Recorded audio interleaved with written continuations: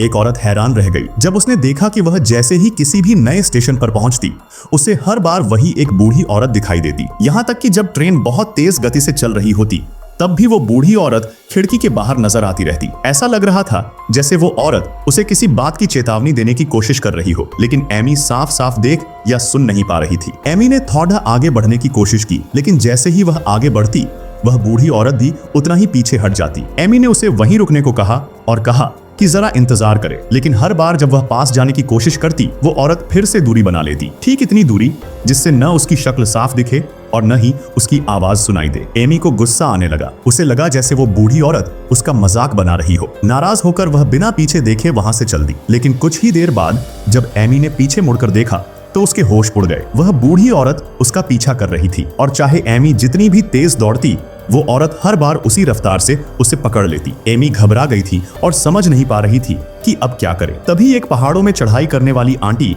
रास्ते से गुजर रही थी। एमी ने उन्हें देखा तो जैसे उसे उम्मीद की एक किरण दिखाई दी। वह तुरंत उनके पास गई और मदद की गुहार लगाई। उसने उनसे कहा कि जरा उस दूर खड़ी बूढ़ी औरत से पूछ लें कि क्या उसे किसी मदद की जरूरत है, क्योंकि इतनी सुनसान जगह में एक बुजुर्ग महिला का अकेले होना बहुत खतरनाक हो सकता है। वो आंटी बहुत मददगार थी। उन्होंने बिना कुछ पूछे तुरंत एमी की बात मान ली और आगे बढ़ने को तैयार हो गई। बहुत जल्दी वो आंटी उस बूढ़ी औरत के पास पहुंच गई, लेकिन अजीब बात यह हुई कि जैसे ही बूढ़ी औरत ने कुछ शब्द कहे, आंटी का चेहरा डर से सफेद पड़ गया। उन्होंने घबराकर एमी की ओर देखा, फिर जोर जोर से चीखते हुए वहां से पागलों की तरह भाग गई। ये नजारा देखकर एमी के होश उड़ गए। वो खुद भी डर के मारे उल्टे पांव भागी और पास के एक छोटे से कस्बे की ओर दौड़ पड़ी। पीछे मुड़कर देखा तो वही बूढ़ी औरत अब भी उसका पीछा कर रही थी। एमी घबराकर सामने दिख रही एक छोटे होटल में घुस गई। वहां लोगों की भीड़ थी, जिससे उसे कुछ देर के लिए राहत और सुरक्षा का एहसास हुआ। एमी ने कांपती आवाज में सबको अपनी आपबीती सुनाई और बताया कि एक अजीब सी बूढ़ी औरत उसका पीछा कर रही है। उसने सबसे पूछा कि क्या कोई इस औरत को पहचानता है। होटल के मालिक ने बाहर झांक कर देखा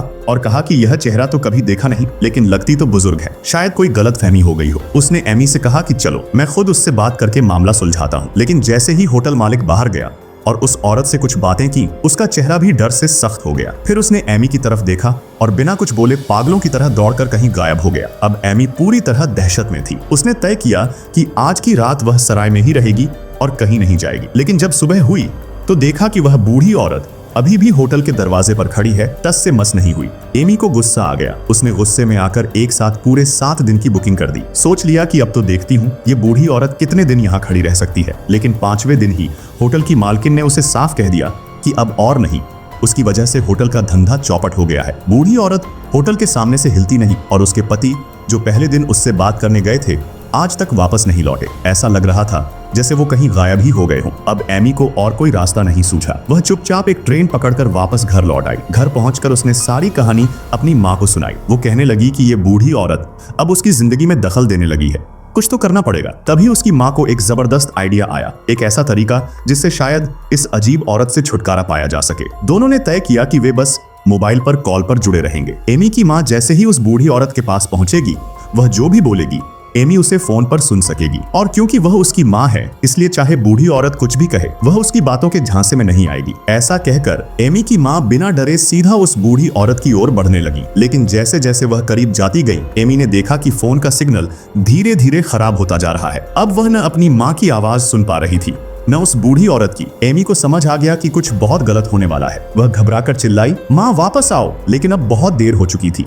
उसकी माँ ने एमी की ओर एक डर भरी नजर डाली और फिर अचानक पागलों की तरह वहां से भागने लगी। एमी दौड़कर उनकी पीछे भागी, लेकिन जब उसने अपनी माँ को पकड़ा तब तक वह एक टैक्सी में बैठ चुकी थी। उन्होंने एमी की ओर ऐसे घृणा भरी नजरों से देखा जैसे वह उसे पहचानती ही न हो, और बिना कुछ कहे तेजी से उस कस्बे को छोड़ दिया। उस दिन के बाद से एमी की माँ जैसे गायब ही हो गई। एमी ने उन्हें ढूंढने के हर संभव प्रयास किए, लेकिन कोई सुराग नहीं मिला। तब एमी को समझ आया कि शायद उस बूढ़ी औरत के पास कोई डरावनी अलौकिक शक्ति है। आखिरकार एमी ने अलौकिक मामलों के नियंत्रण विभाग से संपर्क किया और उनसे मदद की गुहार लगाई। वह महिला जो मामले को देख रही थी बहुत ही पेशेवर थी। उसने पूरी बात ध्यान से सुनी और तुरंत आदेश दिया कि उस बूढ़ी औरत की एक अल्ट्रा हाई डेफिनेशन तस्वीर ली जाए। लेकिन जैसे ही तस्वीर खोली गई, दोनों चौंक गए। चाहे जितनी भी नजदीक से तस्वीर ली गई हो, उसमें वह बूढ़ी औरत हर बार एक धुंधली परछाई की तरह ही नजर आई। कोई भी स्पष्ट तस्वीर नहीं बन पाई। लेकिन एक चीज का पता चला, मशीनों से किए गए सटीक माप के मुताबिक वह बूढ़ी औरत हमेशा एमी से ठीक 73 गज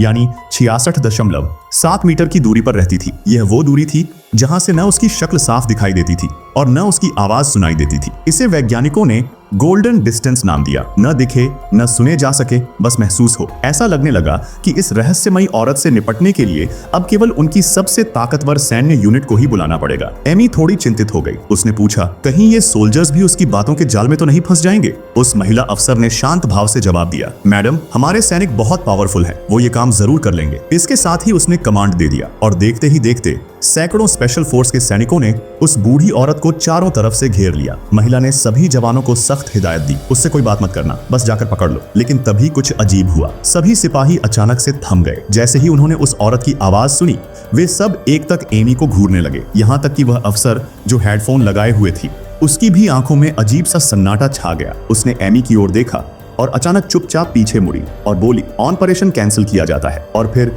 बिना एक बार भी पीछे देखे वहां से चली गई। एमी ने कितनी भी कोशिश की, चीखती रही, पुकारती रही, कोई फर्क नहीं पड़ा। सभी जैसे उसकी आवाज को अनसुना कर चुके थे। अब एमी पूरी तरह टूट चुकी थी। उसे समझ आ गया था कि इस बूढ़ी औरत से पीछा छुड़ाना अब नामुमकिन है। तभी उसके मन में एक ख्याल आया, जब इसे मिटा नहीं सकती तो क्यों ना इसे अपनाने की कोशिश की जाए। वैसे भी वह बूढ़ी औरत एमी को कोई सीधा नुकसान नहीं पहुंचा रही थी, तो एमी ने तय किया कि वह उसे अनदेखा कर अपनी जिंदगी जिए। इस तरह दोनों ने एक अजीब सी लेकिन शांतिपूर्ण सह अस्तित्व की दिनचर्या शुरू कर दी।